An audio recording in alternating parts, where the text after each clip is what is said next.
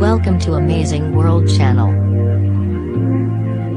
The chief Brexit coordinator for the European Parliament, Guy Verhofstadt, has said Theresa May's plan for a EU migrant registration scheme is out of question. Mr Verhofstadt, who has frequently criticised the UK's approach to the Brexit negotiations, praised the Prime Minister for finally conceding that the UK will need a transition period after it officially withdraws from the EU in March 2019, but said in order for it to work the UK could not cherry-pick which parts of EU membership they wanted to keep. He said this means a new registration mechanism for EU citizens going to live and/or work in the UK is out of the question.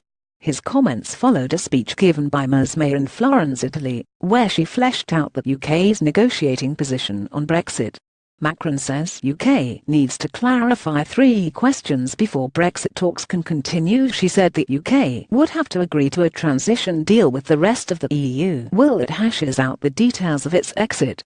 Currently the UK is scheduled to crash out of the EU, lose access to its markets and revert to trading under the World Trade Organization rules in March 2019, if the 2 sides cannot reach an agreement.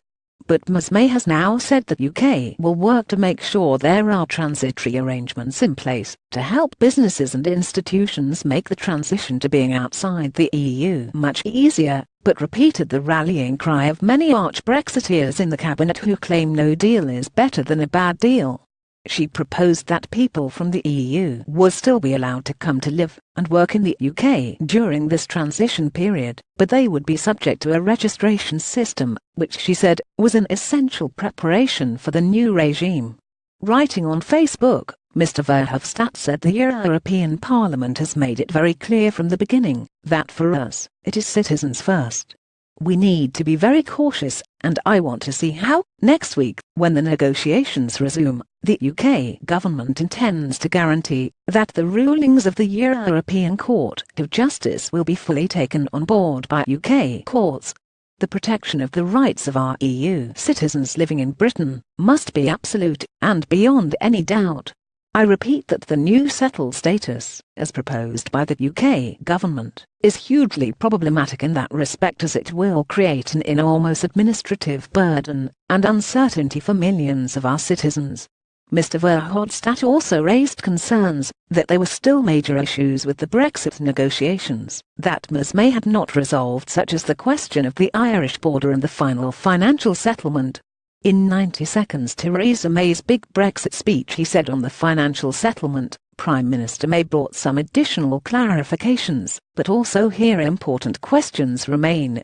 While on the one hand the UK government speaks of honouring all commitments made during membership, on the other hand the Prime Minister suggests payments will be limited until 2020, while the transition period goes beyond 2020, and some commitments will only produce payments after that date.